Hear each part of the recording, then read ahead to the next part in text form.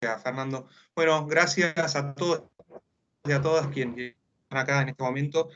Esta es una jornada organizada desde la Subsecretaría de Control de Gestión con el apoyo del Instituto de Estudios Judiciales. El título es Audiencia Preliminar 338, Código Procesal Penal, herramientas prácticas para la mejora de la gestión de los debates. Van a estar presentes Juan Masachesi, de la Subsecretaría de Control de Gestión, Daniel Lago, del Departamento de Política Criminal de la Procuración, Sandra Tesari, Secretaría de Planificación de la Suprema Corte, y Sermín Ambrosis, también de la Subsecretaría de Control de Gestión de la Corte, Claudia Castro, del Tribunal en lo Criminal 1 de Dolores, y Pablo Pereira, del Tribunal en lo Criminal 2 de Dolores. Breve introducción, van a ser 3 bloques, una de presentación de la jornada a cargo de Juan Masachesi, después uno sobre información de contexto, que nos parece que es importante, Guillermina Ambrosis y Sandra Tesari, después lo central de la jornada, que son desde digamos, empezar a pensar desde prácticas concretas, a cargo de Claudia Castro y Pablo Pereira. Este tipo de eventos en este formato tienen limitaciones, pero vamos a tratar de darle un ida y vuelta, así que lo que les pido es que en caso de que tengan alguna consulta, alguna duda para transmitirle a los expositores, las expositoras, las hagan a través del chat, las voy a ir agrupando y en todo caso ahí canalizando a quienes tengan las presentaciones a cargo. La última cuestión, mantener, que lo dijo recién Fernando, mantener silenciados los micrófonos por una cuestión de sonido y que podamos escuchar bien todos. Bueno, Juan Masachesi. Bueno, buenas tardes a todos. Mi nombre es Juan Masachesi, como recién me presentó Gonzalo Pena. Soy subsecretario de la Subsecretaría de Control de Gestión de la Corte. En primer lugar, quería agradecer al Instituto, al doctor Perel, por la posibilidad que nos brinda de poder transmitir este plan, estas acciones que estamos llevando adelante. También le quiero agradecer al personal de la Subsecretaría de Control de Gestión que trabaja arduamente desde el año 2004 intentando y viendo disfuncionalidades, y esta herramienta es una de las que intenta subsanar esas disfuncionalidades que fueron detectadas en su momento. A los doctores Pereira y a la doctora Castro, que nos colaboramos desde hace tiempo y son de una ayuda inestimable, a la doctora Tesari, a Guillermina Ambrosi también. Bueno, dicho los agradecimientos, quería contarles cuál fue la evolución de esto que terminó en un plan piloto ya activo en varios departamentos judiciales. Desde hace tiempo la Subsecretaría de Control de Gestión viene realizando auditorías, monitoreos sobre las audiencias de los tribunales criminales. Las agendas de los tribunales criminales siempre fue una preocupación, en tanto en cuanto veíamos que las fechas de debate que se iban fijando eran cada vez más estiradas, más lejos, tiempo vista, y empezamos a darnos cuenta que si bien los debates se fijaban en plazos largos, los tribunales trabajaban un montón dictando juicios abreviados, realizando audiencias del artículo 338. ¿Qué pudimos concluir entonces? Que primero, creo que toda la gente que si no es del fuero, se los comento, nuestro sistema procesal penal está compuesto indefectiblemente por la conjunción y por el atravesamiento de los ministerios públicos. En muchos lugares, los ministerios públicos comparten, los órganos de juicio comparten a los fiscales y a los defensores. Entonces, cuando se estaban fijando debates, cuando se van fijando los debates, lo que iba sucediendo es que para encontrar las coincidencias necesarias entre las tres partes, fiscal, defensor y tribunal, se iba buscando fechas hacia atrás y cada vez más lejos. ¿Qué pasaba con todas esas agendas que veíamos ocupadas por fechas de debate? Cuando hicimos los relevamientos de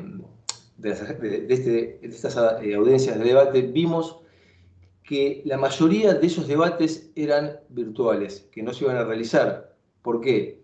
Porque iban a ser abreviados, y como el Código de Rito permite abreviarlos un mes antes de su realización, quedaban ocupando agenda y los juicios siempre iban hacia atrás. Entonces el desafío que asumimos ya en el año 2017, junto con Daniel Lago, con la Secretaría de Política Criminal de la Procuración General y con varios jueces de los departamentos judiciales de Dolores, Zárate Campana, Quilmes, fue intentar encontrar herramientas con lo que tenemos, no solicitar más tribunales, ni ver si tenemos más personal, sino que con lo que tenemos, cómo podemos hacer para empezar a reducir este tiempo de fijación, poder traer los debates más cercanos en lo posible en el cumplimiento del plazo que exige la ley. Entonces, tuvimos varias reuniones, pensamos, hablamos mucho, hablamos de los fiscales y defensores fijos por tribunal, bueno, hablamos de un montón de temas hasta que concluimos que una de las posibilidades, que así fue y así resultó, fue el fortalecimiento de la audiencia preliminar. ¿Qué es el fortalecimiento de la audiencia preliminar? No me voy a extender sobre esto porque lo van a realizar, lo van a hacer mis compañeros. Pero lo que nosotros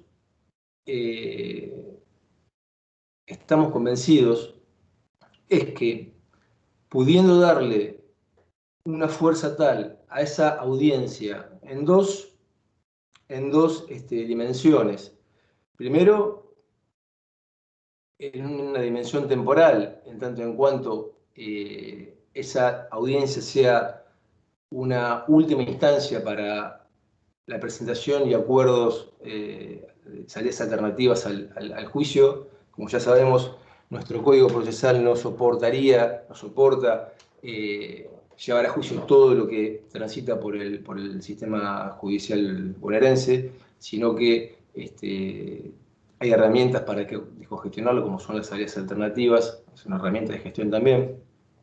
Entonces, en la audiencia del artículo 378 intentamos que sea una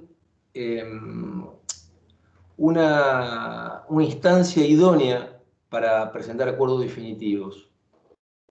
Creemos que esa audiencia, en su caso, si no fuera definitiva para la presentación de acuerdos y salidas alternativas, posibilita una preparación eficiente del juicio, pudiendo depurarse la prueba conforme las pautas de la litigación adversarial y la teoría del caso que cada parte considere pertinente.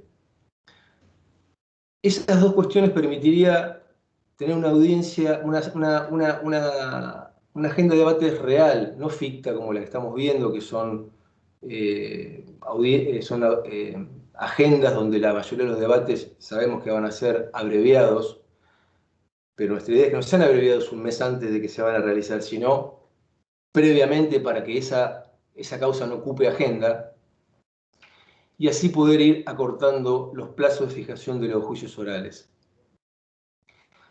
Además, cuando ya sabemos que las causas que están en la agenda serían las causas reales que van a llevarse a debate, nos permitiría poder trabajar sobre aquellas causas que están congestionando los tribunales y poder ir realizando su descongestión, y también permitiría ajustar la cantidad de jornadas y de testigos.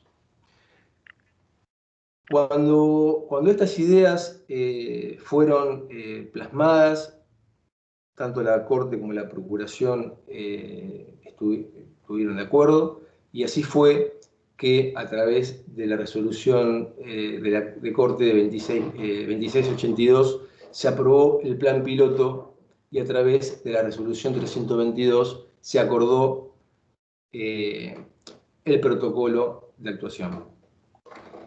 Sobre estos temas en particulares van a hablar mis compañeros, pero la idea es que ustedes sepan que a este plan piloto se llega como necesidad de descongestionamiento de las agendas de debate, de detectar las disfuncionalidades que se observaron, la cantidad de juicios abreviados que se dictan un mes antes de la realización del debate, cuando si se pudieran hacer sin ocupar fechas de agenda de debate, las causas tendrían fechas mucho más cercanas al ingreso al tribunal.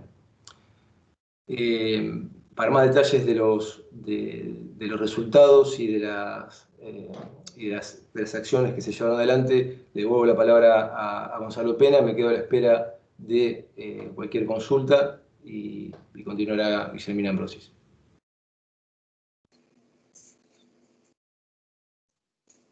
Sí, Guille, directamente, si querés empezar. Bueno, buenas tardes. Mi nombre es Guillermina Ambrosis, trabajo en la Subsecretaría de Control de Gestión desde el año 2005. Como bien dijo el doctor Masachesi, desde hace tiempo que nos venimos ocupando del tema de la congestión de causas que se producen en los órganos de juicio fundamentalmente, la duración de los trámites y la gestión que se realiza de las agendas de debate y demás audiencias en cada departamento judicial. Además, la labor que nosotros desarrollamos desde la Subsecretaría nos permite conocer de manera directa las formas en que trabajan los jueces, cuáles son los obstáculos que encuentran en lo cotidiano en sus quehaceres, y también tomar nota de las soluciones que encuentran para sortear estos obstáculos, y también todas aquellas innovaciones que se van implementando que entendemos que son técnicas que mejoran el manejo de casos dentro de las oficinas judiciales o juzgados y tribunales.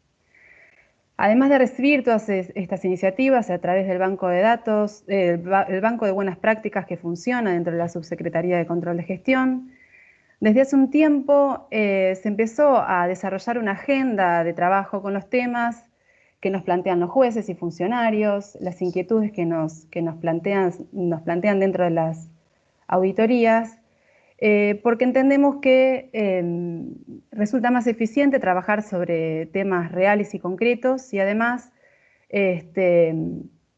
entendemos que dentro de nuestra función también es la de colaborar en los procesos de mejora continua dentro de las oficinas judiciales. Un ejemplo de esto es la prueba piloto de la que estamos hablando esta tarde.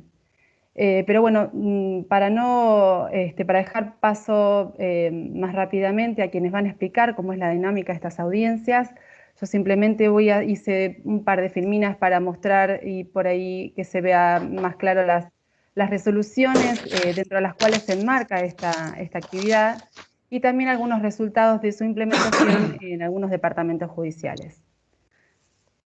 A ver, espero que me salga bien.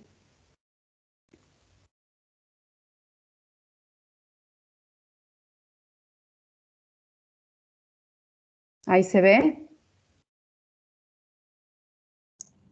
¿Hola? Sí, perfecto.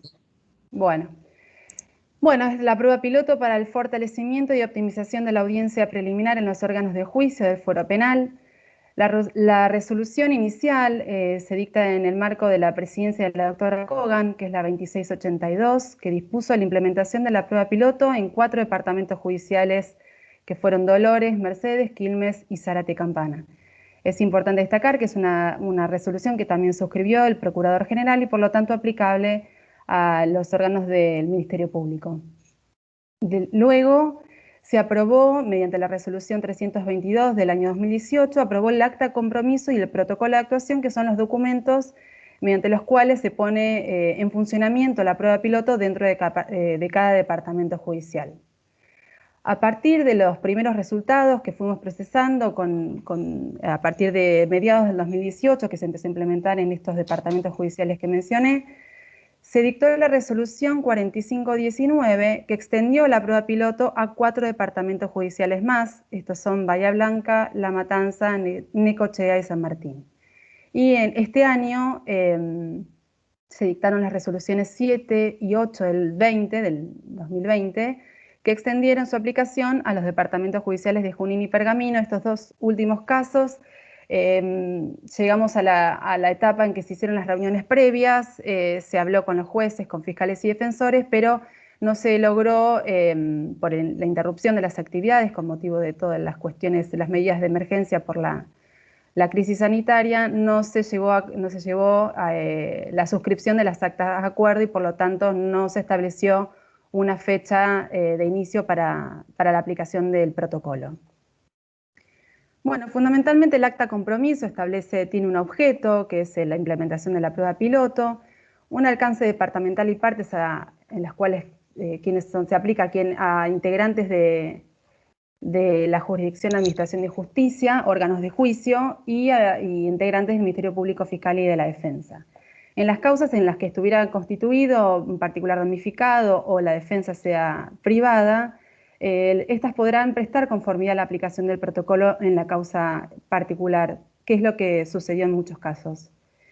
Después, el acta compromiso establece un alcance temporal de un año calendario con una medición de resultados a los 6 y a los 12 meses desde su implementación. En muchos casos nos han preguntado si transcurrido el año calendario se deja de aplicar. Nosotros entendemos que si la aplicación de la audiencia en los términos del protocolo tuvo efectos favorables, entendemos que se sigue aplicando, y además porque tanto la convocatoria a la audiencia por parte del magistrado como el contenido de cómo se desarrolla la audiencia y las cuestiones que se resuelven en la misma son todas cuestiones que se encuentran previstas por el Código Procesal vigente y por lo tanto entendemos que son aplicables perfectamente. Tiene objetivos inmediatos, que lograr que la audiencia, como dijo el doctor Masachesi, resulte una instancia idónea y definitiva para la presentación de los acuerdos alternativos al juicio oral. Sin embargo, sucedió en algunos casos que, llegada la fecha de la audiencia, la defensa no había podido tomar contacto con su defendido y esa audiencia queda abierta en una nueva fecha para poder presentar acuerdos en los casos que sean viables y no es fatal el plazo que se establece inicialmente.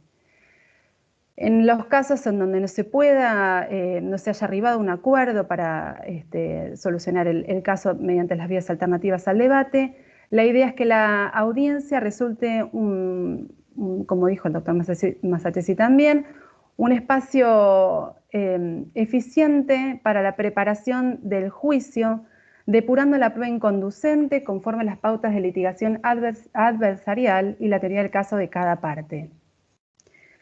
Esto está previsto en el acta compromiso, permitirá dotar de mayor certeza y previsibilidad a la agenda de los juicios orales para lograr una mejor programación de las jornadas que serán efectivamente realizadas y además, consecuentemente, acortar los plazos de fijación de los debates. También establece objetivos generales, que son la descongestión de las causas en trámite en los órganos de juicio, reducir la cantidad de jornadas y testigos de las causas que llegan a debate y desarrollar y afianzar las técnicas de litigación adversarial en esta instancia. También establece que va a haber un protocolo de actuación marco, el cual en algunos casos fue adaptado de acuerdo a las circunstancias y realidades de cada departamento judicial. Y algo que lo puse en la filmina, que me parece importante destacar, que son los principios orientativos de la prueba piloto, que es la buena fe procesal, la oralidad, la mejora en la capacidad de respuesta del sistema penal en las causas que son elevadas a juicio, la optimización del modelo de gestión de los recursos en la etapa intermedia o previa al debate y la concentración de los actos procesales en esta audiencia preliminar. El protocolo de actuación fundamentalmente establece a qué causas son aplicables, son a las causas de trámite ordinario y por lo tanto no se aplica para las causas que tramitan bajo el procedimiento de flagrancia ni en las de juicio por jurados. También establece que al momento de radicarse la causa en el órgano de juicio se va a fijar una fecha, la audiencia preliminar, no ya optativa, sino para todas las causas que tramitan en el marco de la prueba piloto, la cual no se establece el protocolo no establece un plazo para la fijación, y después establece qué cuestiones se van a tratar en la audiencia preliminar y el desarrollo de la misma. En orden de aparición, las cuestiones que se van a tratar en esta audiencia son, las partes se comprometen a que esta sea la oportunidad en que presenten los acuerdos alternativos al debate. En el caso que así sea y se encuentre presente el imputado, la audiencia se termine desarrollando en los términos del artículo 398 o 404, según sea el caso. Y de no ser así, que el juez tome un rol activo y que las partes puedan arribar a acuerdos probatorios sobre los puntos que no están en litigio para el futuro debate que se fije en la agenda. Que la prueba ofrecida sea la necesaria y resulte acorde a la teoría del caso expuesta. Después, el protocolo establece un plazo de fijación del debate oral, que sería 90 días desde la audiencia, el cual es un plazo ordenatorio. En algunos casos estábamos hablando de agendas que estaban fijando debates a más de 2 años vista, y por lo tanto el plazo de 90 días de entrada resultó muy acotado y difícil de cumplir, pero esto quedó claro que era un plazo como una meta a alcanzar para llegar a ese plazo de fijación. Y después se establece reglas generales de actuación, que son la oralidad, que todas las cuestiones se plantean y se resuelven de manera oral en la audiencia; la concentración, que en la audiencia se tratarán todas las cuestiones incidentales previas al juicio; que la registración, se establece que la audiencia quedará resguardada en un registro de audio y que se elaborará un acta donde consten los datos formales de la audiencia. Y también referido a la notificación, que se hará de manera oral en la audiencia y se remitirá por medios electrónicos el acta. Así estaba previsto el protocolo antes de todo esto, que ahora todo es digital. Bueno, en los gráficos a continuación seleccioné 3 departamentos judiciales: Dolores, en donde recuerden que se comenzó a aplicar a partir de mediados del 2018, pero sí se puede ver en los órganos, en los tribunales en lo criminal, el incremento sensible de los juicios abreviados que se lograron resolver en un tiempo más acotado, y la disminución en la proyección de la agenda. La línea amarilla muestra a cuánto tiempo vista se está fijando el debate, y si bien en los juzgados en lo correccional, esto se hicieron conforme las planillas que informan los juzgados, pareciera que la agenda aumenta. Sin embargo, la cantidad de debates, juicios abreviados resueltos se incrementó sensiblemente en 2018 y 2019 respecto a 2017, así que entendemos que la agenda debe ser mucho más acotada, porque estos datos se sacaron de las planillas y es probable que estas agendas sean mucho más acotadas por la cantidad de debates que se llevaron a cabo. En el Departamento Judicial de Quilmes también se puede ver la disminución en el tiempo vista que se celebran los debates, y también quiero aclarar que esto que se plasma en el gráfico es un promedio departamental, porque hay diferencias dentro de un departamento, dentro del mismo departamento, de un tribunal a otro. El Tribunal en lo Criminal 2 de Quilmes está fijando los debates a 6 meses. Acá el promedio se eleva por otras agendas que no lograron acotar tanto el plazo de fijación. Y en los juzgados en lo correccional también se puede advertir una disminución en la fecha de fijación de los debates. No sé si hay algún audio abierto ahí que interrumpe. Bueno, en el Departamento de Judicial Mercedes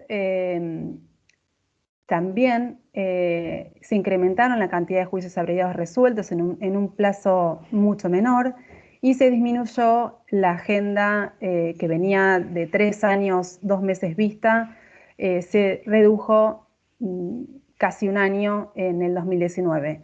Cierto es que en los tribunales en lo criminal de Mercedes, hacia fines del 2018 y sobre todo en 2019, se dieron muchísimas vacantes, y eso afectó la implementación de estas audiencias, porque es vital la presencia del magistrado en las audiencias, y la cantidad de vacantes hizo que se interrumpiera cómo se venía desarrollando en el 2018. Y en los juzgados en lo correccional también disminuyó la proyección, aumentaron sensiblemente las audiencias preliminares y también los juicios abreviados en los últimos 2 años.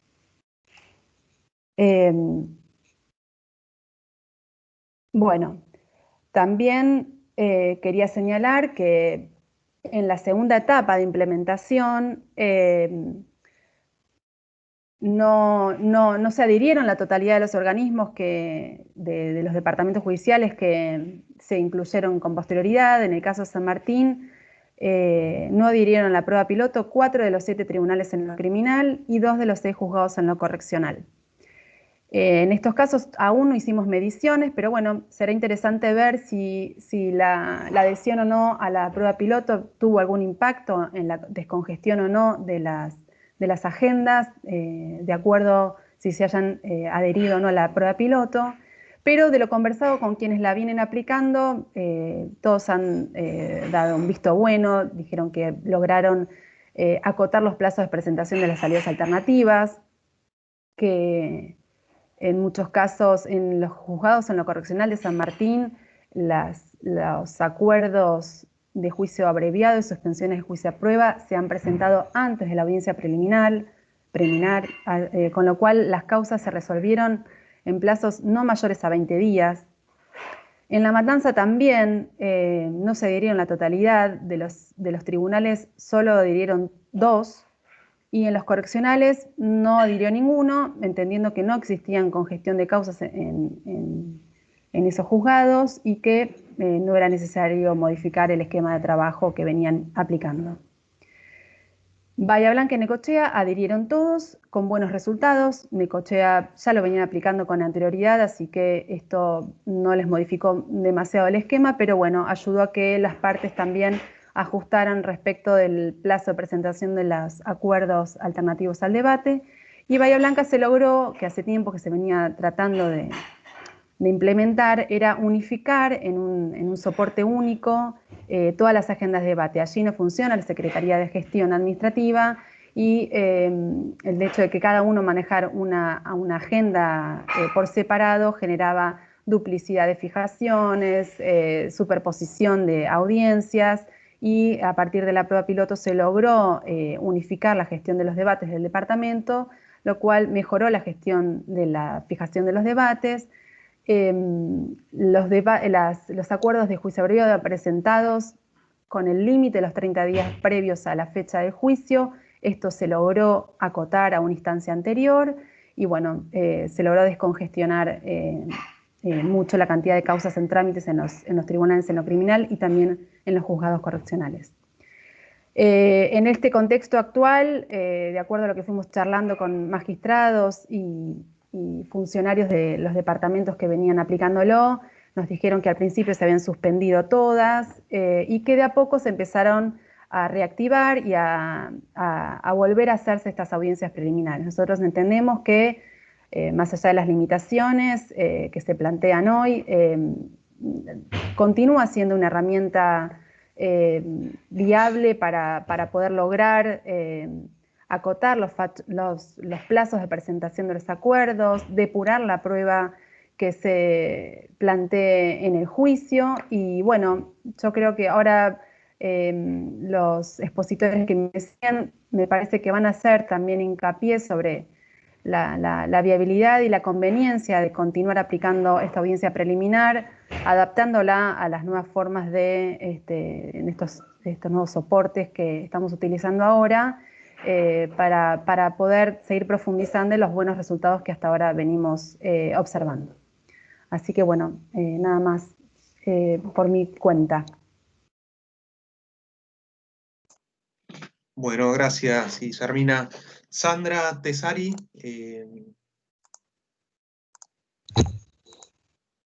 Hola, buenas tardes.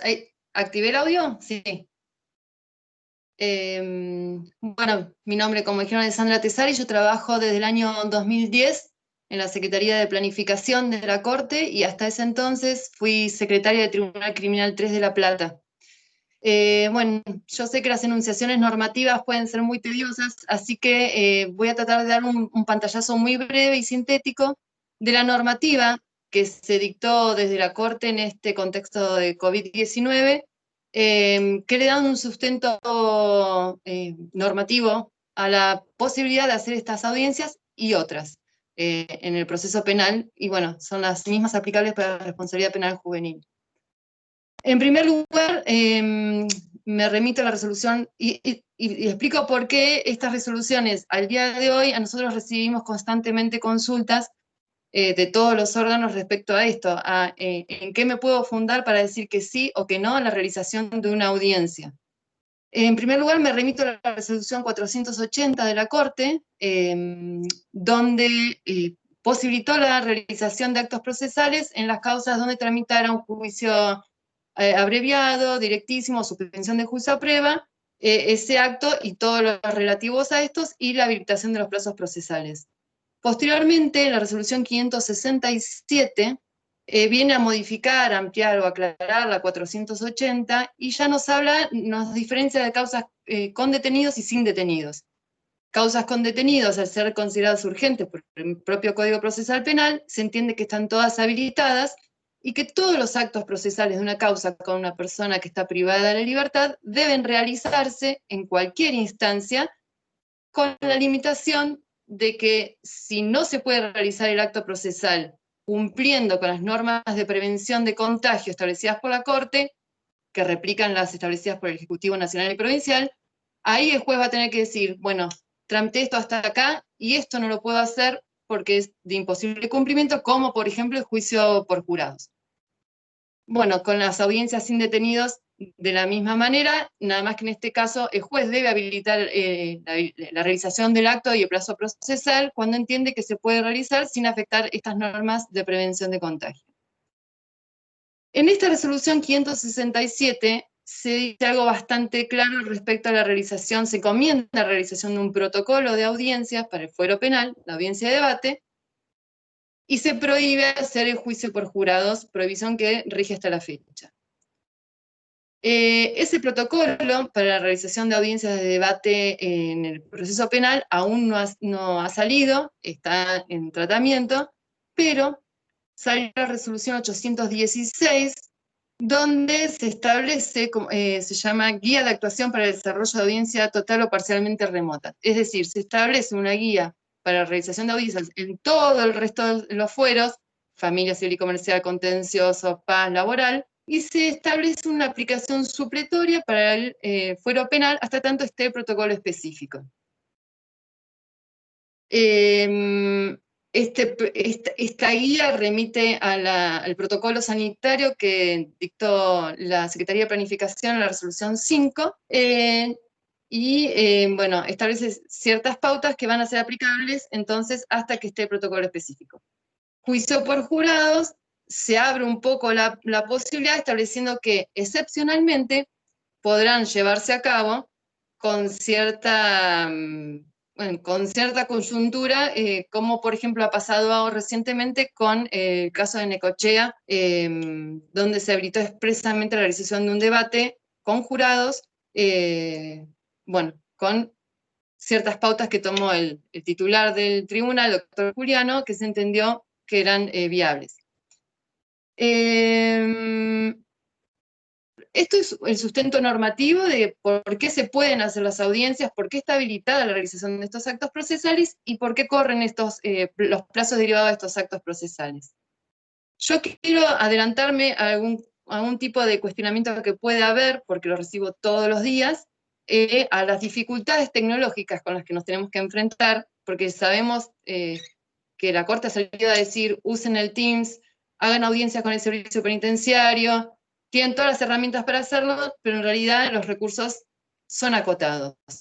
Hay dos problemas básicos por los cuales se comunican todo el tiempo conmigo, que es la provisión de cámaras, y por otro lado, la dificultad de comunicación con el servicio penitenciario. ¿Por qué lo nombro acá? Porque para hacer las audiencias de 338, muchas veces van a querer hacerlo con intervención de personas alojadas en el servicio, y se van a encontrar con que las líneas o las licencias están ocupadas.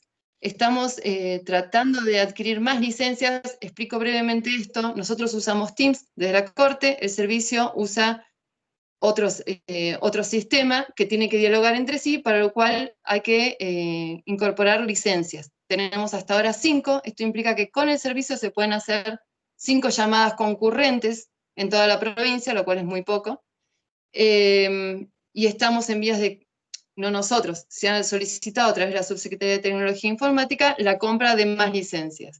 Bueno, pero quería decírselo porque todo el tiempo recibimos este tipo de consultas y bueno, si bien la audiencia es factible, pero para poder realizar audiencias y que todos puedan hacerla en forma simultánea, hay que coordinar con la Subsecretaría de Tecnología e Informática si es que el detenido está alojado en el servicio penitenciario. Bueno, yo quería hacer eso, un raconto de esta normativa que les va a dar un apoyo normativo para designar audiencias de 338 y las que siguen. Y bueno, y nada más, dejo hablar a los que saben de esta prueba piloto. Bueno, muchas gracias, Guillermina y Sandra, por la información de contexto que siempre es, digamos, muy necesaria. Claudia Castro, te pasamos la palabra o la pelota. Bien, ¿se escucha ahí, Gonzalo? Sí, perfecto. Perfecto. Bueno, muchísimas gracias. Quiero agradecer a toda la gente de la Secretaría de Control, de la Subsecretaría de Control de Gestión, a Juan Masachesi y a Guillermina y a Gonzalo. Son las personas con las que más hemos interactuado en virtud de la implementación de la prueba piloto. A Daniel Lago también, de la Procuración, y a la gente de Planificación. Digo esto porque fue muy importante el apoyo que ante la inquietud de los tribunales o de los órganos de juicios que fuimos convocados en aquel momento por la Subsecretaría de Control de Gestión, realmente hicieron un trabajo que nos ha permitido llevar adelante esta prueba piloto con resultados, si se me permite la expresión, exitosos, a la luz de los extensísimos plazos que manejábamos en la fijación de las fechas de juicio. Con respecto al escenario, yo voy a hablar en primer lugar desde la práctica y desde la práctica y los resultados que se fueron obteniendo en este departamento judicial, y no desconozco que cada departamento judicial tiene diferentes problemáticas, diferentes coyunturas, con lo cual puede haber situaciones que a nosotros o a mí me pueden parecer simples y resultar en otros contextos problemáticas. En primer lugar, debo decir que el escenario lo describió Juan Masachesi cuando comenzamos con la reunión. El escenario en Dolores era muy desalentador en el año 2017, que fue cuando empezaron las primeras reuniones, y la implementación de la prueba piloto permitió, por un lado, superar en gran medida el obstáculo tiempo o plazos extensísimos, y por otro lado, mejorar la calidad de los debates. Siempre dije que entre los objetivos del plan piloto, uno era ¿no? Las salidas alternativas oportunas, y cuando digo oportunas, me refiero a aquellas salidas alternativas que, si bien se celebran ante los órganos de juicio, se podrían celebrar incluso ante el juzgado de garantías, pero bueno, aunque se celebran los órganos de juicio, que se celebren en un plazo que no ocupen esos casos fechas de debates que después no se realizaban. Esto lo explicó muy muy bien el doctor Juan Masachesi, y no me quiero extender sobre el particular, porque creo que es una problemática corriente de todo el departamento, de todos los departamentos judiciales. Lo primero que quiero decir es que la audiencia preliminar, que es una herramienta sin ninguna duda de buena práctica preparatoria del juicio, a mi modo de ver aparece en nuestro sistema acusatorio, que ya tiene una implementación de más de 20 años, imprescindible para lograr juicios de calidad. ¿Y por qué digo esto? Digo esto porque en Dolores, si bien es cierto que la audiencia ha permitido la celebración de gran cantidad de juicios abreviados en tiempo oportuno, se ha trabajado y se sigue trabajando mucho, pero resta, digamos, profundizar esta cuestión. Entiendo que debemos trabajar mucho en la depuración de prueba o el juicio de admisibilidad de las pruebas que las partes van a ofrecer en el debate. ¿Y por qué digo esto? Y esto lo quiero relacionar incluso con la situación actual que estamos atravesando y la situación en la que seguramente nos vamos a encontrar cuando, si Dios quiere, todo esto pase, ¿no? En primer lugar, la audiencia preliminar es una herramienta útil y eficaz en la medida que no se convierta en una instancia meramente formal. Es muy importante, perdón, ¿se escucha bien? Porque a mí me hace un ruido por ahí el sonido y tengo miedo que no se esté reproduciendo por la calidad de la conexión. Sí, se escucha, se escucha. Se escucha bien, gracias. Bueno, lo que decía que es muy importante no transformar esta audiencia en un pasadizo o en una instancia meramente formal. ¿Por qué digo esto?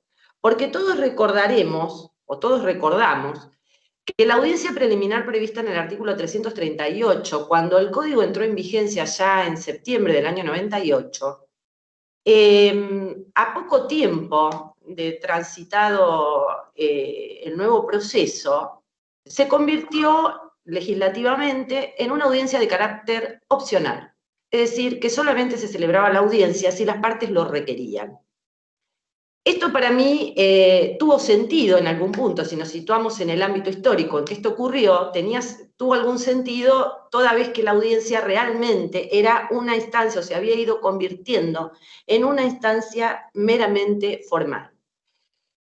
La audiencia convertida en una instancia meramente formal claramente pierde virtualidad. Yo, además de ser juez del Tribunal Criminal número 1 de Dolores, hace ya 6 años, desde la reforma del 98 me desempeñé como agente fiscal, con lo cual, digamos que todo lo que voy a decir, me hago cargo, tiene que ver con mi propia experiencia, con lo que pude vivenciar en todos estos años. Pero la realidad es que recientemente,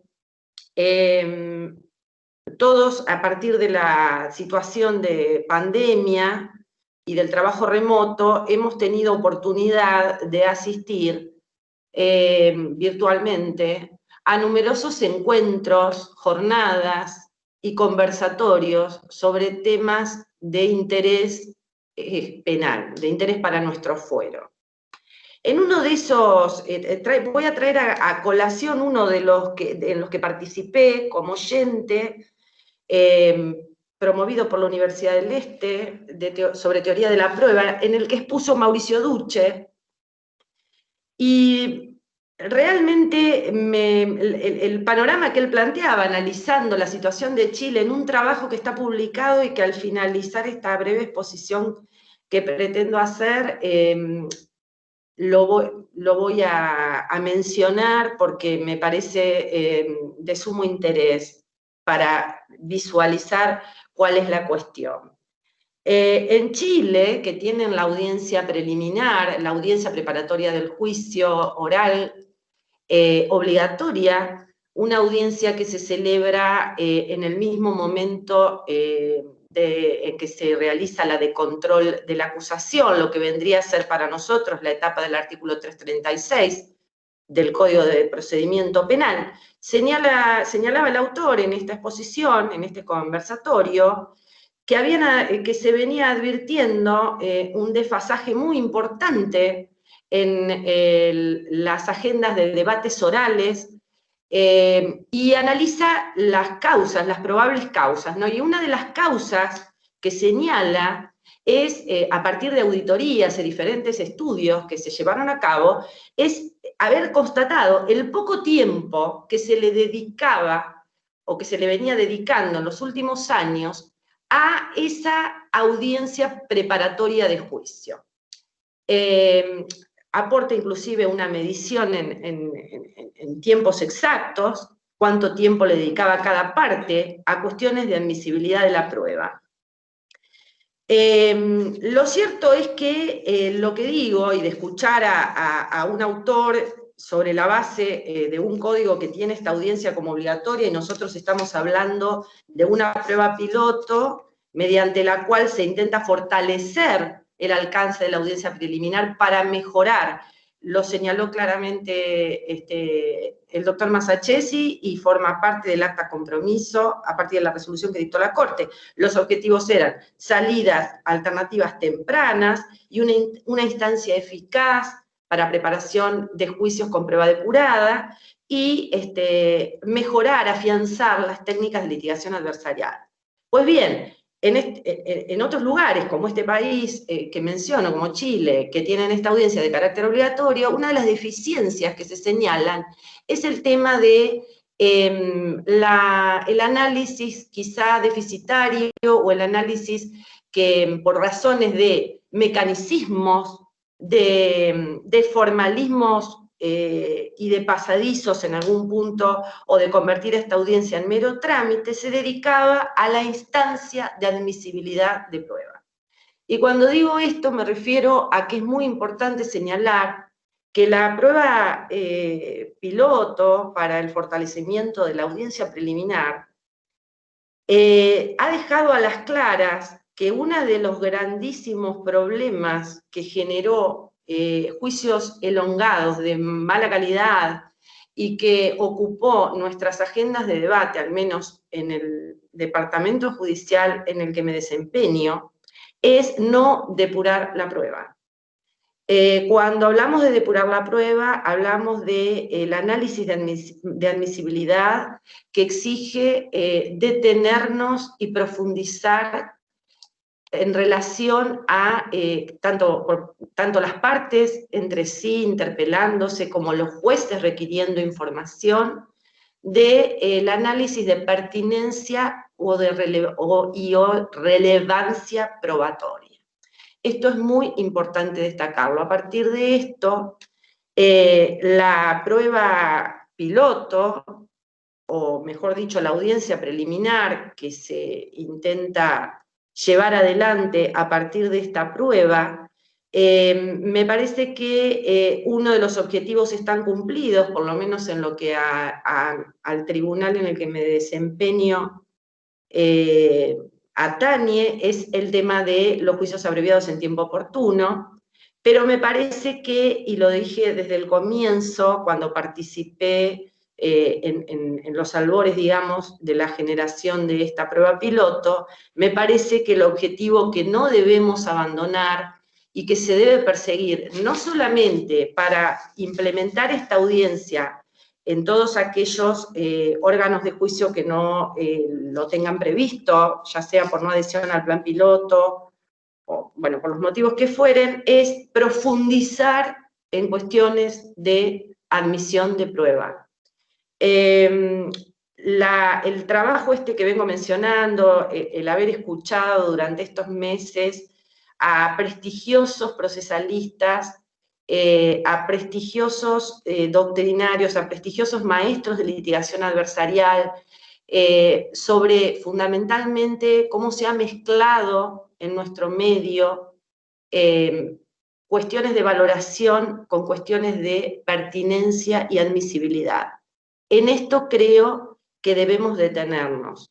La prueba piloto, la audiencia, en un comienzo, todos tenemos problemas, como recién señalaba Sandra Tescari, en este momento de tecnología, en los momentos que no hay pandemia también de escasez de recursos humanos. Al principio hubo cierta resistencia por el motivo de la cantidad de audiencias que esto iba a generar. Sin embargo, estoy convencida, y creo que la mayoría de los operadores que coadyuvaron a que este plan se llevara adelante en Dolores, porque debo decir que tanto la Defensa como el Ministerio Público Fiscal han, digamos, aportado lo suyo, sus horas de trabajo, su empeño en formarse, porque todos necesitamos profundizar las pautas de litigación adversarial, sino que también me parece que es importante destacar que todavía tenemos un camino por recorrer en ese sentido. Y sobre lo que venía diciendo de la audiencia preliminar en aquellos lugares donde todavía no ha sido implementada, yo realmente, más allá del tiempo transcurrido desde que entró en vigencia en Dolores, no me puedo imaginar volver a realizar los debates orales sin la depuración de prueba en el marco de esa audiencia preliminar. La audiencia que llevamos a cabo, en principio,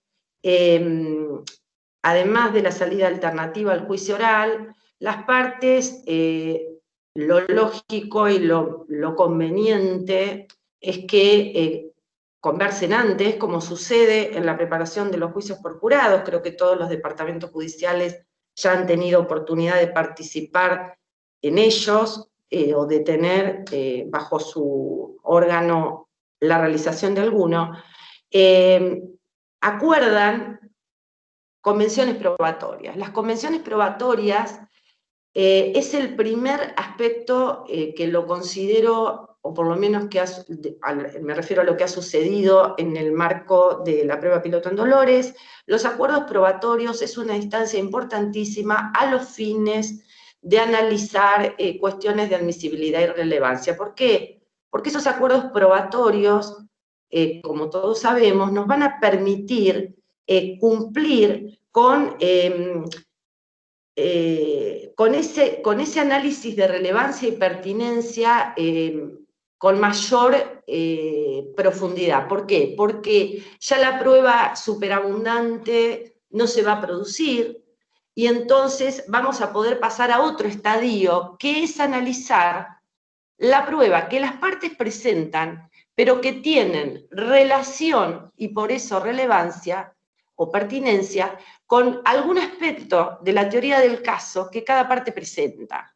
Esto es muy importante destacarlo. Adviértase que en este encuentro en el que escuchaba a este autor aportar números, informes relacionados con el trabajo que se viene realizando en países que tienen la audiencia preliminar obligatoria, señalan como un factor que causó, digamos, que los juicios se elonguen por extensas listas de testigos o gran cantidad de recepción de prueba. Uno de los factores que señalaban es que pudo constatarse que, si mal no recuerdo, creo que habla de en el 66% de los casos, los jueces no le requerían información a las partes acerca de la prueba que ofrecían. Esto es importante señalarlo, porque vuelvo a lo que dije al comienzo. Creo que nosotros en este camino, la provincia de Buenos Aires, en este camino que venimos transitando desde el año 98, nos debemos aún profundizar, o debemos profundizar en cuestiones adversariales, en lo que nos lleve más a un sistema acusatorio adversarial, donde las partes, es importante también en la audiencia, o es importante la audiencia a estos efectos, la parte le exija a la contraparte y viceversa, cada parte se exija fundamentar o dar una breve información acerca de la prueba que va a ofrecer, que está ofreciendo, ¿no? Eso va a permitir depurar y eso va a permitir también a los jueces hacer ese análisis de admitir la prueba, previo análisis de pertinencia y relevancia, que no tiene relación con la valoración de la prueba. Y digo esto porque muchas veces se piensa, o se ha sostenido inclusive en algunos encuentros a raíz de la implementación de la prueba piloto, que no es prudente o que no es conveniente que los mismos jueces que vamos a intervenir en el juicio propiamente dicho, realicemos o abordemos las cuestiones relativas a admisión de prueba. Creo que, y esto me hago cargo, es personal, creo que algunos van a coincidir conmigo, quizás otros no. Me parece que estamos confundiendo cuando sostenemos esas cuestiones de relevancia y pertinencia con valoración. Y ese es un trabajo que propongo que en este camino de fortalecimiento de la audiencia preliminar realicemos todos los jueces para lograr juicios de mejor calidad. En este contexto y en este marco, y habiendo ya Guillermina Ambrosio aportado los datos estadísticos, los gráficos de cómo se fueron acortando los plazos, debo decir que en el contexto de pandemia en que vivimos, además, y con los medios en los que estamos trabajando, es una de las herramientas que podemos seguir utilizando. La audiencia preliminar se puede realizar por los medios tecnológicos que tenemos a disposición. Es uno de los actos procesales que podemos realizar, sin perjuicio de lo que ya señaló Sandra respecto de las dificultades en las comunicaciones o de las dificultades tecnológicas que en todo el país se afrontan. Esto es conocido por todos, pero frente a los medios con los que contamos o con los medios que contamos y en la medida de las posibilidades, yo propongo acentuar la importancia de la audiencia preliminar por dos razones. En primer lugar, porque como dije, es uno de los actos procesales que pueden realizarse sin modo presencial o con modo mixto, digamos, con algunas partes presentes en algún sitio y conectándonos con otro, como lo veníamos haciendo incluso con la recepción de muy poca prueba, porque tengo mis reparos, por supuesto, con el tema del juicio oral virtual, esa es otra cuestión, pero estamos hablando de la audiencia preliminar, que es de carácter eminentemente técnico. Yo creo que se puede llevar a cabo perfectamente. Nosotros hemos llevado, no todas las que hubiera deseado, o las que hubiéramos deseado, pero estamos aumentando la cantidad a medida que avanza el tiempo y la dinámica. Y también creo que además de que puede seguir, es uno de los actos procesales que puede seguir desarrollándose, creo que en este momento es importantísimo realizarla. ¿Y por qué digo esto?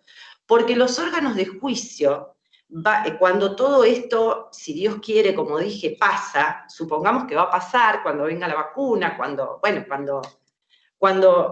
volvamos a la vida que teníamos, a nuestra oralidad, digamos, nos vamos a encontrar, si la audiencia preliminar se realiza en la manera que propongo y con un serio análisis de admisibilidad, pertinencia y relevancia, quiero decir con esto, de prueba, nos va a permitir que las causas, que todos los casos que han quedado en stand-by, por decirlo de algún modo, porque no se puede llevar adelante el debate, se puedan ir fijando más rápidamente, inmediatamente, si la audiencia está hecha, si la discusión probatoria ya está dada.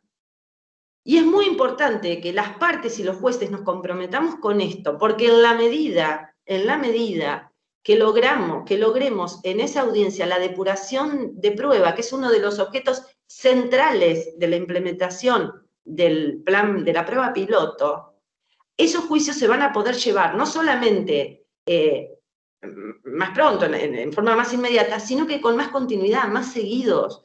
Creo que Pablo Pereira puede hablar sobre eso en alguna de las reuniones que manteníamos antes de la implementación.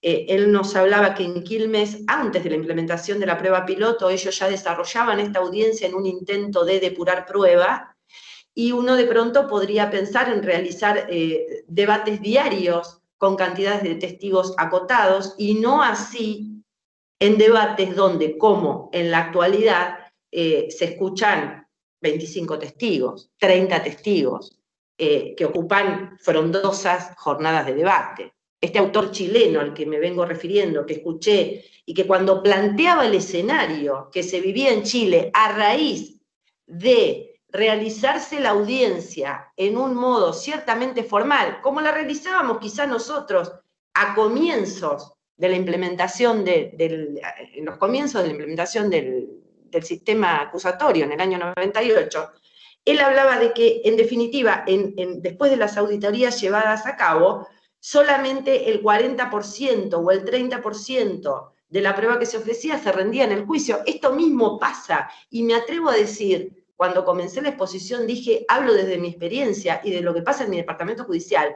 pero me atrevo a decir que pasa en muchísimos órganos de juicio de toda la provincia, a la luz de los datos recabados por la Secretaría de Control de Gestión, pero además por el intercambio que hemos tenido cada vez que hemos viajado o conversado con distintos operadores de los departamentos en donde se iba implementando este plan.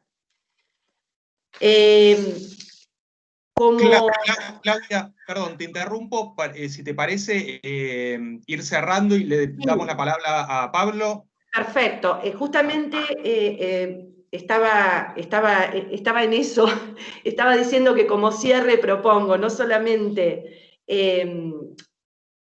la audiencia preliminar el fortalecimiento de la audiencia preliminar fortaleció el sistema acusatorio, sino que entiendo que es una herramienta que no debemos abandonar y que debemos que tener muy presente en este tiempo de pandemia, donde se va a hacer tan difícil volver a trabajar y volver a mantener los plazos acotados que habíamos logrado al comienzo o en los primeros 6 meses de la prueba piloto. Muchas gracias. Bueno, muchas gracias, Claudia. Pablo, habilita el micrófono. Bueno, ¿qué tal? Buenas tardes.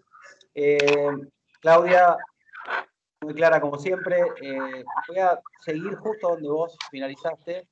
Estamos todos preocupados porque todos los avances que habíamos logrado en acortar la agenda de los debates orales, ahora de repente se nos agrega casi 6 meses y seguramente muchos meses más en los que no vamos a poder seguir anotándonos debates realizados.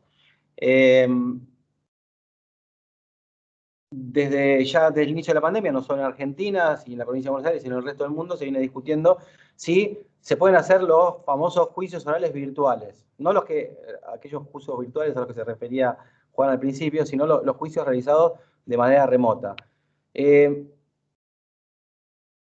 Creo que ojalá, esperemos que cuando se termine de discutir todo esto y esté la infraestructura lista como para poder realizarlos, en el caso de que consideremos que es algo que se puede hacer, ya estemos trabajando en condiciones normales y nos quede la experiencia para el futuro, que ojalá que no se repita.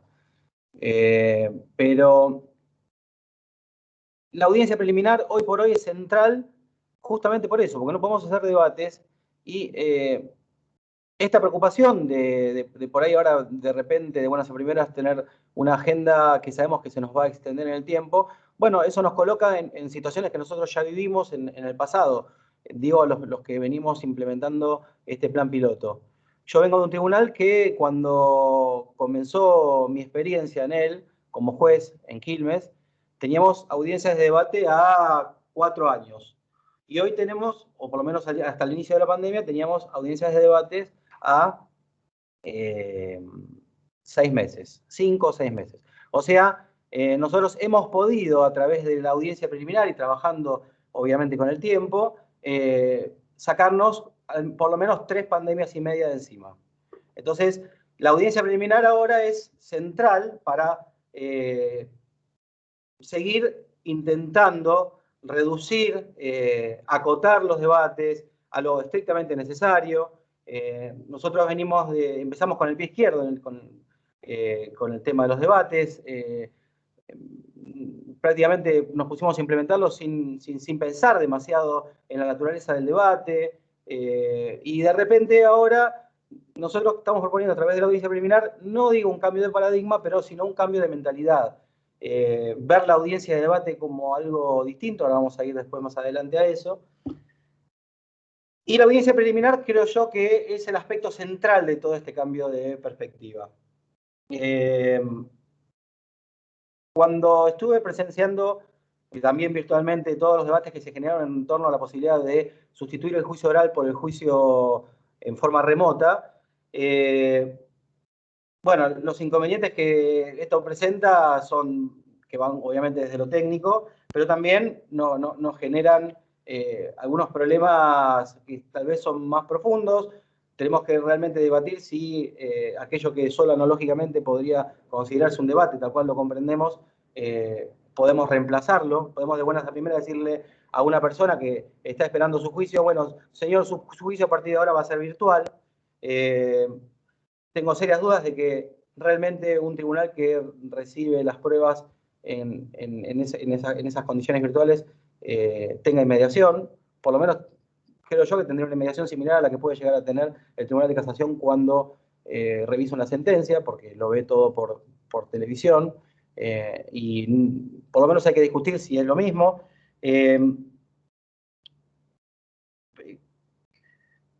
Creo yo que si es que nosotros entendemos que un juicio oral es hacer una pregunta a un testigo y mirar cómo mueve la boca mientras responde, sí, podemos decir que podemos reemplazarlo, pero si entramos a hilar más finito, realmente hay serios problemas de confrontación. Es difícil decir que un testigo o un defensor puede realmente confrontar con la amplitud que lo requiere el juicio previo a los testigos de cargo.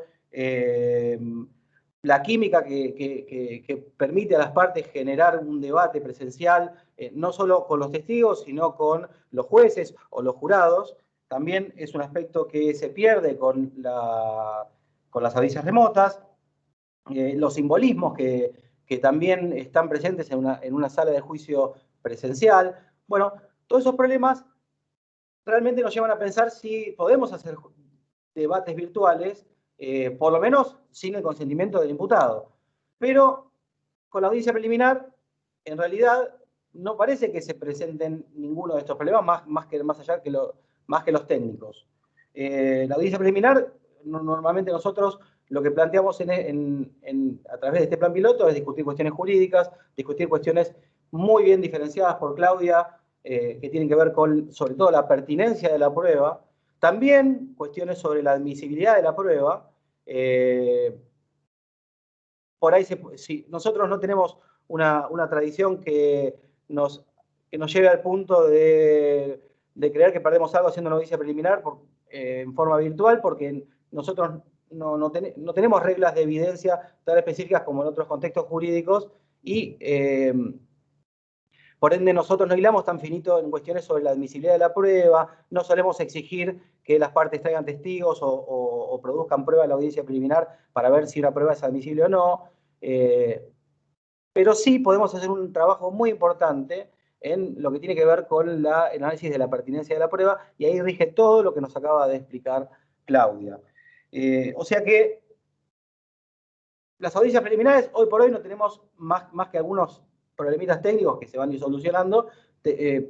Creo que hoy es el fuerte, eso es lo que podemos nosotros empezar a intentar. Desde ahora estoy enterado de que hay algunos departamentos judiciales que ni siquiera hacen audiencias preliminares. Nosotros ya las venimos haciendo desde hace un mes y medio y no tenemos ningún inconveniente. Se hacen las audiencias preliminares. Sí, mejor dicho, tenemos muchos inconvenientes, pero nada que nos impida hacerlas, incluso con el mismo rigor que lo hacíamos antes en forma presencial.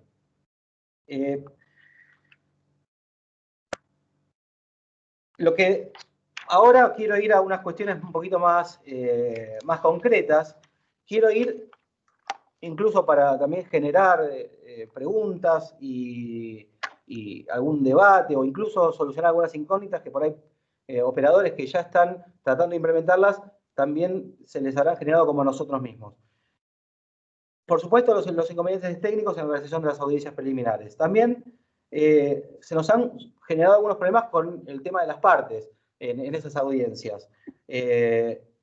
Muchas veces, más allá de los inconvenientes técnicos que tiene el sistema de por sí. Llegamos al momento de la audiencia y nos encontramos con que un defensor no se pudo conectar. O con el servicio penitenciario que no se pudo conectar, de esto algo Sandra ya se refirió también.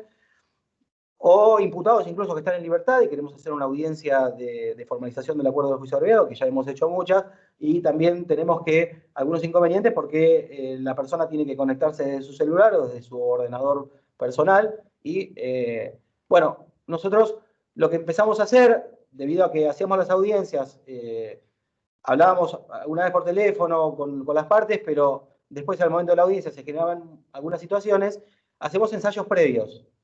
No 15 minutos como dice el protocolo que ha mencionado la Corte, sino mucho más allá, por ahí un día, 2 días antes, por lo menos tratar desde el sector administrativo del tribunal, tratar de anticiparse a cualquier problema que pueda haber para que esa audiencia se termine haciendo. Después estamos teniendo algunos problemas con las partes, porque muchas dicen, sobre todo defensores, no tanto los fiscales. Nosotros, en nuestro caso, nuestros expedientes los tiene el fiscal por una cuestión de propia voluntad.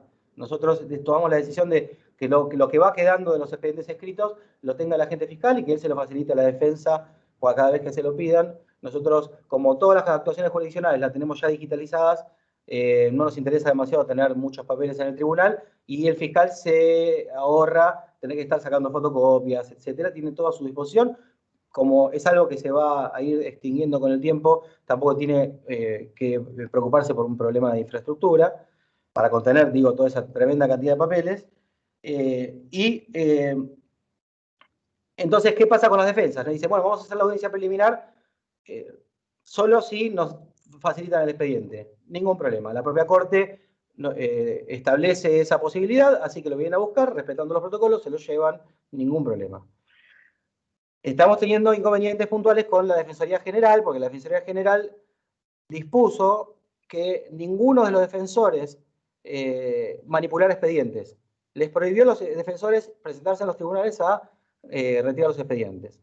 Y eso genera un dilema cuando nosotros los citamos a la audiencia. Nos dicen, o me escanean toda la causa, o la audiencia no se hace. Nosotros obviamente le decimos, sí, la audiencia se hace, nosotros no vamos a escanear ninguna causa, pero bueno, el problema se va resolviendo así a través de un tire y afloje. La realidad es que, creo yo, por lo menos esta es una cuestión mía, no tiene mucho fundamento un defensor que a esta altura, después de haber tenido en la última etapa procesal anterior al juicio el expediente para contestar la elevación al juicio, que me venga a decir ahora que necesita para preparar la teoría del caso un expediente escrito. Me resulta llamativo ya que diga que no tiene preparada una teoría del caso a esta altura. Eso ya me preocupa que ni siquiera la haya preparado durante el desarrollo del IPP, como si la IPP no existiera, ¿no? Bueno, esas son las cosas, una de las cuestiones con las que tenemos que ir lidiando, ese es mi particular punto de vista sobre esta situación. Después,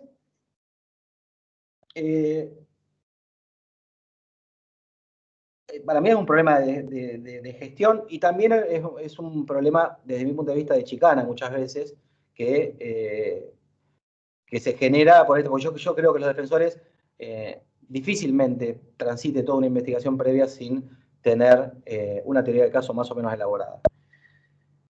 Y como desde la etapa del control de la acusación a la etapa de preliminar del juicio normalmente no se agrega nada sustancial, realmente tiene muy poco sustento pretender con ese énfasis que el tribunal escanee todo el expediente para que puedan realizar un ofrecimiento de prueba o plantear todas las cuestiones que tienen que plantear durante la audiencia preliminar.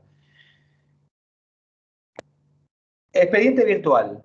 Con el expediente virtual, realmente es algo que aplaudo, a mí me parece, tal vez no se le da mucha importancia, para mí es un paso trascendente que dio nuestra Suprema Corte. Nosotros veníamos quejándonos hace mucho tiempo del expediente, de esos enormes mamotretos de papeles que lo único que hacían era complicarnos la vida, no nos dejaban lugar para trabajar, nos llevaban muchas veces a cometer errores absolutamente evitables. Bueno, ahora tenemos expedientes digitales a partir de junio. Con el tiempo el expediente papel va a ir desapareciendo. Y con esa desaparición también van a aparecer estos problemas que hoy por hoy son muy circunstanciales. Quiero llamar a la reflexión y advertir una cuestión que se puede llegar a generar si nosotros seguimos haciendo con el expediente virtual lo que veníamos haciendo con el expediente en papel. El expediente virtual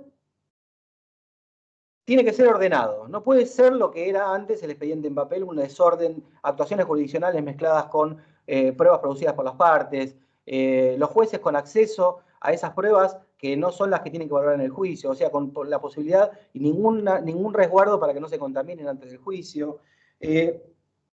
Obviamente, la imposibilidad de encontrar lo que uno busca en el expediente sin antes pasar hojas y hojas y hojas y hojas y hojas, en este caso serían archivos, archivos, archivos, sin encontrar lo que uno está buscando. Me parece que hoy por hoy el AUSTA y el SIMP, correctamente aplicados, pueden llevarnos a solucionar estos inconvenientes.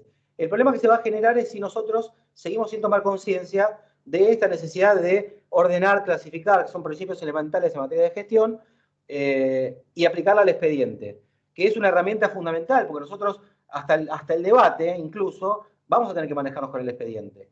Entonces, nos va a facilitar mucho la vida tener todo, encontrar todo fácil. Entonces, yo tengo miedo de que no seamos conscientes de esto y logremos con el expediente virtual algo similar o incluso peor que lo que ocurría con el expediente en papel. Entonces, clasificación. Los operadores tienen que saber cómo llenar la información en el programa AUSTA o en el SIM y de hacerlo ordenadamente. Tendríamos que tratar de velar porque las pruebas queden separadas de las actuaciones jurisdiccionales e incluso establecer restricciones de acceso para que los jueces no tengan, hasta los momentos oportunos, la posibilidad de consultar pruebas que no tienen que leer. Ya sabemos con profundidad cuáles son los principios implicados en esta posibilidad que tienen los jueces, que de hecho muchos la utilizan de consultar antes del juicio toda la prueba que ya está por escrito, que no es la idea.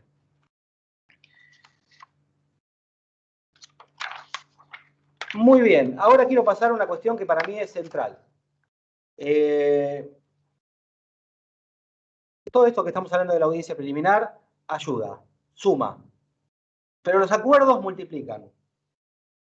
Entonces, a mí me pasa todavía hoy que algunos operadores me piden que yo le corra vista al fiscal para que haga una propuesta de juicio abreviado. O que designe audiencia para ver si el fiscal a mí me pide un juicio abreviado. Y esto es importante. Los acuerdos se tienen que arribar en otro contexto, no en un contexto tan formal como una audiencia. Nosotros no podemos generar todo el mamotreto, todo el espacio que se necesita por una audiencia para que la defensa se entere si existe un acuerdo. Hay que trabajar el acuerdo. Las partes se tienen que reunir, se tienen que medir, tienen que discutir, incluso tendrían que poder ellas mismas solucionar fuera del debate y fuera del contexto formal del proceso la posibilidad de consultar pruebas. Porque por ahí están en dudas, por ahí están discutiendo sobre cuestiones que con consultar informalmente un testigo se podrían solucionar. La informalidad en tema de acuerdos es mucho mejor, mucho más superadora que la formalidad. Después hacemos el acto formal para que las partes plasmen ese acuerdo. Pero es importante, y no hablo nada más de acuerdos de juicio abreviado, ni de suspensión del juicio a prueba. Hablo de acuerdos probatorios, hablo de trabajar entre las partes en un contexto distinto de la audiencia, los detalles de lo que van a discutir. Porque se pueden poner de acuerdo sobre un montón de cuestiones que no son las centrales y las pueden convenir. Sobre las cuestiones que son evidentes, que ya vienen demostradas durante la investigación. No es necesario sentarse a esperar, bueno, vengo a esperar al debate que el fiscal reproduzca la investigación. El fiscal no tiene que reproducir la investigación. El fiscal tiene que probar un hecho de la acusación. Y el defensor tiene que discutir lo que sea discutible de ese hecho. Este cambio de perspectiva es muy visible. No estoy hablando de algo potencial, estoy hablando de una propuesta a ver cómo resulta en el futuro. nosotros tenemos en nuestra labor diaria distintas formas de trabajo de distintos operadores. Hay abogados defensores que hacen esto y obtienen muchísimos resultados. No solamente que los vemos en muy pocos debates, pero no porque no trabajan, no porque tengan menos trabajo que los demás, sino porque llegan a muchísimos más acuerdos. También vemos que los debates en los que ellos participan son muchísimos más acotados y de muchísima mejor calidad. O sea que no estoy hablando de algo potencial, no estoy haciendo la propuesta, bueno, a ver, vamos a ver dentro de un año a ver qué resulta. Estoy hablando de algo que ya pasa y que uno desde nuestro lugar lo ve. Y ve los resultados. Son absolutamente evidentes. Entonces, como a nosotros todavía nos pasa, yo alerto sobre esto. Es importante que las partes se reúnan y que cuando se presentan en la audiencia preliminar, ya sepan más o menos, porque ya lo estuvieron hablando con el fiscal, qué es lo que va a pedir el fiscal, qué es lo que van a plantear ellos. Incluso van a ir mucho mejor preparadas para discutir las cuestiones que tengan que ver con la admisibilidad de la prueba que ellos van a producir. No se van a encontrar con muchos inconvenientes, porque ya van a venir pensando con esa frecuencia y ya más o menos van a ir prevenidos respecto de lo que va a plantear el fiscal. Entonces, la informalidad previa a las audiencias para mí es fundamental. Para mí no hay que ir a la formalidad de la audiencia preliminar a plantear cosas que se pueden solucionar con mucha mejor amplitud en privado con el agente fiscal. Por supuesto que los fiscales tienen que tener esa capacidad de recepción, ¿por qué no? ¿No? Pablo, perdón, te interrumpo para ver si también podemos ir cerrando. Sí. Dale. Sí, sí. Ya quiero cerrar con, a ver qué elijo para cerrar. Y quiero poner énfasis en dos cuestiones. Primero, tal vez para discutir en lo que resta de la jornada. Quiero discutir seriamente los rechazos masivos de juicios abreviados. Eso por un lado. Estoy totalmente en desacuerdo con el exceso en el que muchos jueces incurren que no están de acuerdo con ningún juicio abreviado y después que eso genera que se hagan debates sobre, y esto lo digo de una manera provocativa, no con falta de respeto, pero y después los defensores no saben, y los fiscales no saben realmente que ir a discutir en un juicio, porque en realidad entre ellos no hay ninguna discordia, hay discordia con el tribunal, pero no entre las partes. O sea que me parece que todo esto que estamos diciendo está muy relacionado también con el temperamento que tiene que asumir el tribunal. Pero también quiero hablar de un aspecto central, que para mí es fundamental. El debate es para probar y no para investigar. Esto es fundamental para poder desarrollar ese análisis de pertinencia de la prueba al que hacía referencia Claudia Castro. En el debate lo que tenemos que lograr es que las partes investiguen afuera del debate, incluso durante el debate, pero afuera del debate. Al debate no me vienen con cosas que ellos saben, con propuestas concretas. Yo ya me entrevisté con un testigo, voy a decir esto. Bueno, listo, entonces en esos términos es pertinente si se vincula con lo que usted quiere cuestionar de la acusación. Entonces, sí. Pero no, quiero citar al testigo fulano tal para ver qué dice respecto. No, de ninguna manera. Afuera se fijan ustedes qué quiere decir el testigo. Al debate ya tienen que saber ustedes. Ustedes no pueden ir a interrogar un testigo, incluso propio, que no saben lo que va a decir. Entonces, me parece que una de las piedras angulares de este control de pertinencia que tiene que hacer el tribunal se vincula con esto también. Tiene que estar muy alerta el tribunal para evitar que el debate se desmadre y que las partes lo lleven a la tendencia habitual de a mí me gusta la pesca, pero no el debate. Entonces no me gusta que las partes vayan a la pesca. A mí me gusta que las partes vayan con propuesta concreta, con una teoría del caso bien elaborada y a discutir lo discutible. No esos debates donde el defensor dice, bueno, el fiscal dice, yo voy a ver si puedo demostrar lo que por ahí durante la investigación no puedo demostrar, y el defensor va a decir, vengo a controlar la acusación para ver si puede reproducir la investigación. ¿Qué investigación? Tiene que reproducir el hecho, y si más o menos tenés una teoría del caso, ya sabés qué va a poder probar y qué no. Y vos tenés que ir fundamentalmente a ese aspecto. Bueno, de esta manera provocativa, doy por finalizada mi exposición, y bueno, si quieren alguna pregunta. Gracias. Bueno, muchas gracias, Pablo. Les comento, vamos a hacer un mini cambio en la dinámica por el tiempo transcurrido. Tenemos a Daniel Lago, que va a dar unas palabras finales. Igual, antes les comento lo siguiente: gente de Mendoza dice que en el fuero civil se aplica, en el sistema tiene audiencia preliminar y final, con excelentes resultados. Hay una consulta específica sobre el sistema de los ministerios públicos con las partes fijas o no. Y bueno, excelente esa posición, y comparto 100%, doctor Pereira, una de las últimas intervenciones.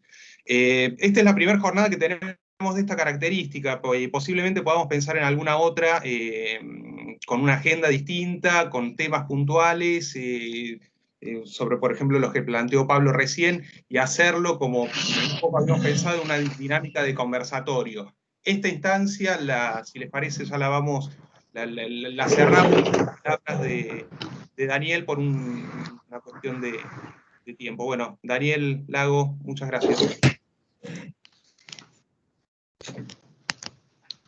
Hola, buenas tardes a todos. Bueno, para quienes no me conocen, yo soy secretario de la Procuración General y he sido fiscal del Departamento Judicial de San Martín desde el 98 hasta hace 3 años que trabajo en la Procuración, y he sido fiscal general adjunto de ese Departamento Judicial durante 11 años. A mí me parece muy interesante tomar de todo lo que se dijo un primer aspecto, que es que las circunstancias actuales que nos plantea el aislamiento no nos impide hacer esta audiencia, cuando sí nos pone en jaque para poder hacer otras. Es decir, realmente este es un acto que no está terriblemente hackeado como lo están otros actos procesales, como puede ser el debate mismo, y ni hablar el debate con jurados. Yo no puedo dejar de pensar operativamente siempre, como lo digo, y pienso en esto que decía la doctora Castro hace un rato. No me quiero imaginar lo que va a ser el cúmulo de trabajo en el momento en que los tribunales se abran a la vida normal, entre comillas, luego de todo este proceso, con lo cual pareciera que hay que prepararse bastante para ese momento, y esta audiencia puede ser una herramienta interesante para poder paliar circunstancias a futuro. Por el otro lado, nada indica que vayamos a tener muchos más recursos de los que tenemos después de todo este desastre. Nada indica que todo sea fantástico después de lo que estamos pasando. Y que esto nos va a afectar a nosotros desde todo punto de vista, y nos va a afectar fundamentalmente en las cuestiones infraestructurales que pretendemos que se resuelvan todo el tiempo, con mucha razón, pero que indudablemente la situación no es tan sencilla como uno la imagina. Por lo que la adaptación nuestra no solamente creo que hay que pensarla para el término de pandemia, sino para el término de pospandemia inclusive. La cuestión no se va a terminar el día que tengamos la vacuna o lo que fuera, para toda esta realidad o la complejidad que tiene la dinámica nuestra de trabajo. Ahora, es cierto que este proceso, este periodo de tiempo, nos está demostrando que podemos hacer un montón de cosas con estos mecanismos que hasta el día de hoy hemos resistido furiosamente. Hay muchas partes que han resistido furiosamente la decisión de la Corte de que los peritos declaren por regla, primero a través de videoconferencia, y por excepción fueran a los tribunales presencialmente a declarar. Y haciendo un montón de circunstancias, testigos a mucha distancia, esperando días para que apareciera, suspendiendo el debate para que la persona venga desde otra provincia, pagando pasajes costosos. Me parece que de todo esto hay que sacar algo, y hay mucho para sacar. Ahora, siendo específicamente a esta cuestión de la audiencia preliminar, yo vuelvo sobre algo que dijimos al comienzo de la puesta en marcha del plan. La audiencia apuesta a salir de una lógica histórica del sistema judicial, que es la lógica del trámite, para pasar a la lógica que se deriva de solucionar un conflicto. Que son dos cosas muy diferentes, absolutamente distintas. Y por lo tanto, es muy importante que las partes que actúan en estos procesos siempre tengan muy claro qué es lo que quieren hacer para resolver ese conflicto o redefinirlo. Y en esto tomo un poco la palabra del doctor Pereira, cuando él se plantea esta circunstancia de que las partes no pueden estar viendo de qué teoría del caso se está hablando cuando la causa ya está hiperavanzada. Y acá hay un error muy grave de quienes nos hemos dedicado o se han dedicado a enseñar litigación en la Argentina desde hace bastante tiempo, que siempre han hablado de la teoría del caso como anclada a la instancia de la oralidad, como si la teoría del caso no estuviera presente como una herramienta de trabajo durante el momento de la investigación o la etapa de la investigación. Y en realidad la lógica es entender que cuando un defensor, por ejemplo, decide que su defendido declare o no declare, lo debe hacer bajo una teoría del caso posiblemente precaria y posiblemente provisoria, pero que debe existir, no puede ser que no exista. Si no uno tendría que pensar que en realidad la parte está actuando en automático, está diciendo que en este caso lo que tiene que hacer es eso y no otra cosa. La verdad es que si uno piensa de buena fe en que todos los profesionales trabajan de manera responsable, esas decisiones son decisiones producto de un análisis básico de qué es lo que corresponde y conviene hacer, y eso básicamente es el germen de una teoría del caso, no es más que eso. Ahora, es importante que todos nos metamos en la cabeza que esa teoría del caso está siempre, no solamente en el momento en que se inicia un juicio oral. Ahora, si hay un momento en el que esa teoría del caso es puesta a prueba de una manera muy fuerte para que pueda tener éxito en definitiva, es en esta audiencia preliminar. Es donde las partes deben discutir fuertemente las pruebas que llevan a ese juicio y convencer a esos jueces de que esa prueba no solamente es admisible, sino que aparte es pertinente. Y acá vuelvo sobre un tema muy importante, pero central, que dijo la doctora Castro, que es esta cuestión de que todos debemos tratar de desarmar esta maraña donde está todo junto, valoración, admisibilidad, pertinencia, y son cosas muy diferentes, muy distintas. Esta circunstancia de poder dividir esto y que nos permite salir de esa encerrona en que algunos quieren meternos diciendo de que los jueces que resuelvan esta audiencia no pueden ser los jueces del juicio, es importante que la tengamos bien clara porque esta encerrona también a veces hace que algunos jueces de garantía digan que ellos no pueden hacer seriamente lo que el código les dice que pueden hacer en la ley de flagrancia, cuando les dice que ellos pueden dictar juicios abreviados y resolver suspensiones de juicio a prueba. Ahí tenemos un gran problema, que no es el momento de tratarlo, tenemos un gran problema en el funcionamiento de la justicia de garantías. Un problema muy serio, porque el control de la acusación también es una gran llave para que el sistema funcione más o menos correctamente. En realidad yo voy a utilizar estos poquitos minutos para hablarle a los que estén aquí. No sé cuántos de los que están asistiendo a este evento son parte, son fiscales, defensores particulares, defensores oficiales o abogados que actúan como particulares damnificados.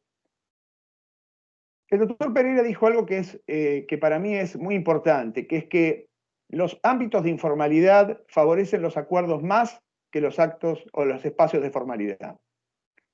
Y por eso nosotros, al poco tiempo de iniciarse el plan piloto, le planteamos desde la Procuración a fiscales y a defensores que tuvieran acuerdos de manera privada sobre los puntos que prevé el artículo 338 del Código de Procedimiento Penal, el que regula la audiencia preliminar, para poder discutir todo aquello que fuera necesario, desde acuerdos probatorios hasta aquella prueba que uno le iba a aceptar al otro o no, y para poder terminar de desgranar y dejar solamente en la mesa aquello que es necesario plantear ante el juez para que dirima la cuestión.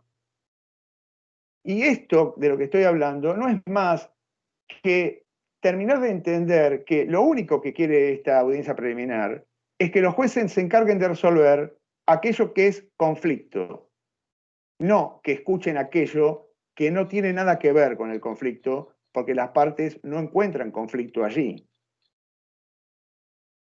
Si podemos entender esto, y si podemos darnos cuenta de que esto nos favorece desde todo punto de vista, porque no es únicamente, esto es muy importante decirlo, hay un montón de personas que sostienen modalidades de trabajo casi como un mantra ideológico que consideran que debe ser cumplido.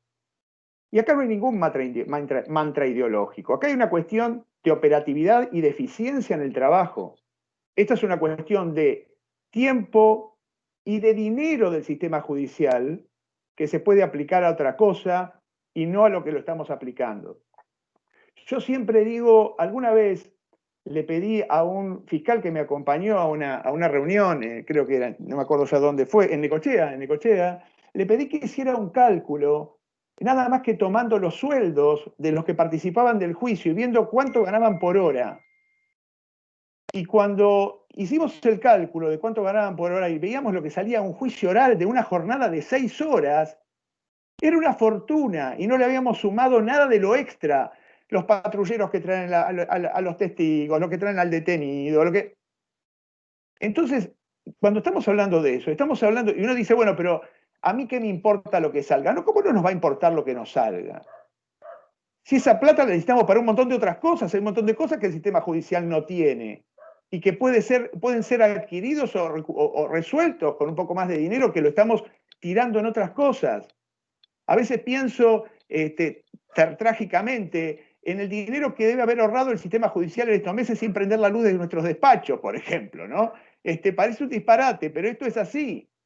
Entonces, esta audiencia preliminar tiene un objetivo, y el objetivo es que el sistema funcione de manera eficiente y rápida, y que funcione con una justicia que piense más en el conflicto que en el trámite.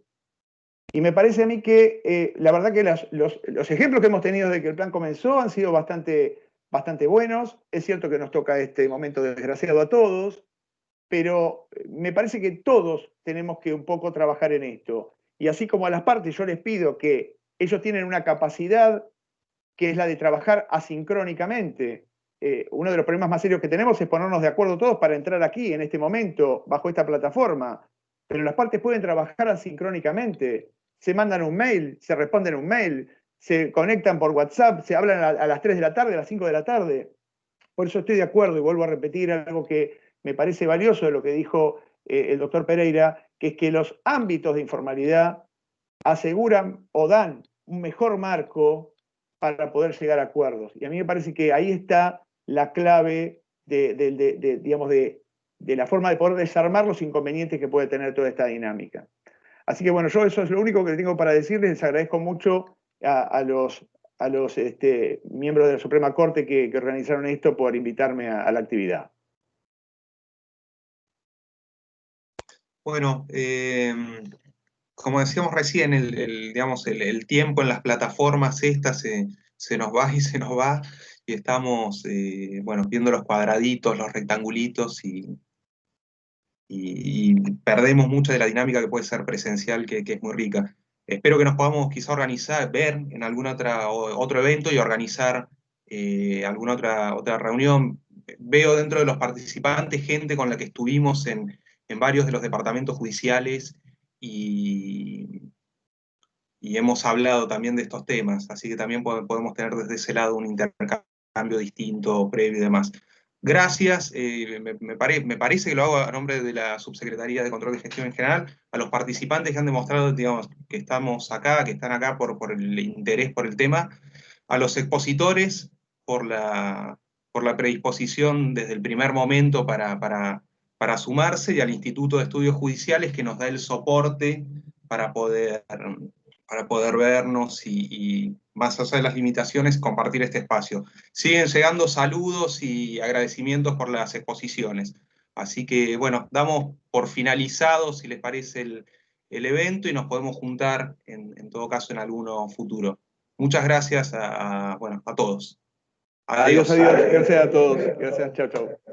Chao, hasta luego. Chao, chao, chao. Chao, gracias. Muchas gracias.